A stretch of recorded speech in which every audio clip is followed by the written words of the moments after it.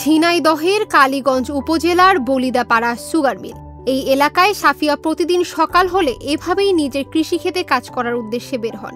শুরু করেন কৃষিক্ষেতে কাজ। ছোট এই সবজি বাগানের কোনো অংশে লাগিয়েছেন লাল শাক, আবার কোনো অংশে পালং শাক সহ ধনিয়া পাতা এবং অন্যান্য সবজি। 5 কাঠা জমি লিজ নিয়ে গড়া বিষমুক্ত এই সবজি ক্ষেতে সবজি সন্ধ্যা হলে প্যাকেটে করে বিক্রয় করেন তিনি। প্রতিদিন 200 থেকে 300 টাকার সবজি বিক্রয়ের অর্থ দিয়ে চলে 2 সন্তানের লেখাপড়া, স্বামীর চিকিৎসা খরচ ও বৃদ্ধ পিতামাতার দেখাশোনা। সবজি এবং ভেজিটেবলস, যত ধরনের ভেজিটেবলস আইটেম আছে সবগুলো আমি উৎপাদন করার চেষ্টা করছি, কারণ বর্তমানে আমার ফাইন্যান্সিয়াল চাহিদা পূরণ করার পরেও আমি যেন আশেপাশের মানুষগুলোকে সুস্থ রাখতে পারি। তাজা শাকসবজি খাওয়ানো এবং সারমুক্ত খাবার মানুষকে পৌঁছা দিতে পারি।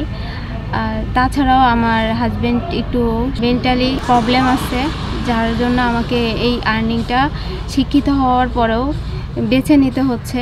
আমি একসময় ফ্রিল্যান্সিং করতাম, তো পাশাপাশি চিন্তা করলাম যে এগুলো করা আমার জন্য অনেক বাধ্যতামূলক হয়ে আসছে, আমাকে কিছু করতে হবে। প্রকৌশলী হওয়ার স্বপ্নে বিভোর সাফিয়ার নামমাত্র সরকারি ভাড়া বাড়ির আঙিনায় হাঁস মুরগি পালন করেন সংসারের ব্যয় মেটানোর জন্য। সাফিয়ার স্বপ্ন ছিল প্রকৌশলী হওয়ার। সেই স্বপ্ন পূরণের জন্য নিজেকে প্রস্তুত করেছিলেন, কিন্তু 2013 সালে বিএসসিতে অধ্যয়নরত অবস্থায় নিজ সহপাঠীকে বিয়ে করলে সেই স্বপ্ন দুঃস্বপ্নে পরিণত হওয়া শুরু করে। ভালোবেসে বিয়ে করা মানুষটি হঠাৎ অসুস্থ হয়ে পড়লে পড়ালেখা সম্পূর্ণরূপে বন্ধ হয়ে যায় সাফিয়ার। বাধ্য হয়ে অসুস্থ স্বামীকে নিয়ে বৃদ্ধ বাবার বাড়ির আশ্রয় নিতে হয় তাকে। এরপর অভাবের তাড়নায় নিজ বাড়ির আঙিনায় বিষমুক্ত সবজি চাষ শুরু করেন। সামান্য জমিতে চাষ করা সবজি প্রতিদিন সন্ধ্যায় প্যাকেটে করে বিক্রয় করা অর্থ দিয়েই চলে সংসার।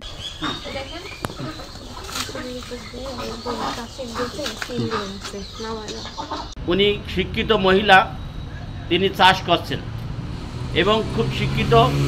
আমি তার কাছে জিজ্ঞাসা করলাম, আপনি এ করছেন কারণ? বলছে, আমি একজন গরিব মানুষ, আমি এই কৃষক, আমি চাচ্ছি বিষমুক্ত সবজি শাক সবজি মানুষের কাছে পৌঁছে দেবো। মহিলারা যে বেচে ইনি যাতে বেচে স্বাবলম্বী হতে পারে, আমরা এটা চাই এবং আমাদের উচিত এইটাই করা।